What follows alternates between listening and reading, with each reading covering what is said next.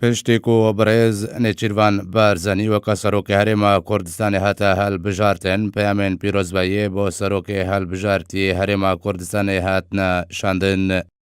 پۆلیت بیورۆیا پارتیا دموکراتە کوردستان سووریا بروسکەکە پیرۆزباییە ئاراستەیی ڕێزدار نێچیروان بارزانî سەرۆکێ بەربژێرکردی هەرێما کوردستانی کرد و گوت و هەڵبژاردنە جەنابێوە بەردەوام بوونە ڕێبازە مەڵە مستەفا بارزانî ژێدەرە خەبات و تێکۆشانەیە ئەوژی ji بۆی پاراستنە دەستکەفتن و هەروەها ji بۆی دەستخستن و چەسپاندنە مافێن ڕەوایên gelê Kurdistanê.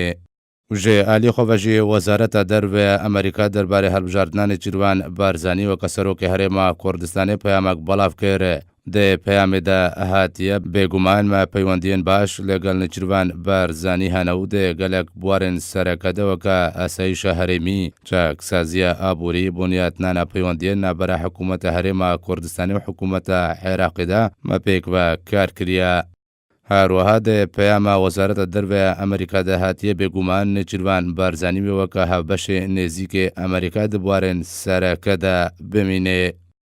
Brett McGurk nûnerê berê serokê Amerîka jî bo hevpeymaniya navdewletî bo şerê Daişê li ser rûpela xwe ya Twitter belav kir û got pîrozbahiyê li serokê nû yê Herêma Kurdistanê dikim kesek weke wî lê hatî û beheremend ku di dema niha de navçeya rojhelata navîn pêwîstiya wê pêya kêmin.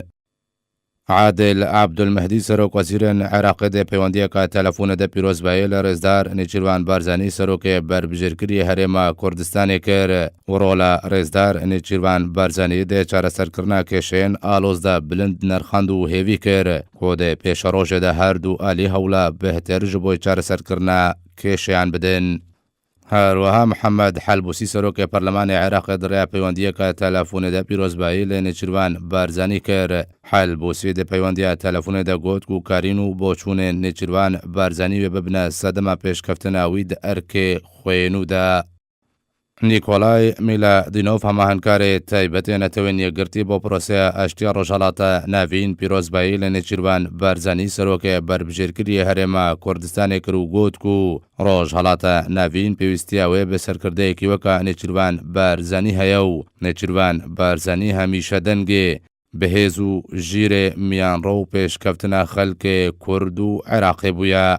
Ji alî xwe jî Mewlûd Çavîşoğlu wezîrê dervê Tirkiye dê peywendiyeka telefonê de pîrozbahî lê Nêçîrvan Barzanî kir ew jî bi helkefta hilbijartina Nêçîrvan Barzanî weke serokê Herêma Kurdistanê hêviya serkeftinê bo Nêçîrvan Barzanî xwest û tekaziyê li ser peywendiyên dû alî kir. Andrew Morrison wezîrê dewleta Brîtanya bo karûbarê rojhelata navîn pîrozbahî li Nêçîrvan Barzanî kir û got ku Brîtanya hêvî dike ku peywendiyên wê li gel Herêma Kurdistanê bihêztir bibin.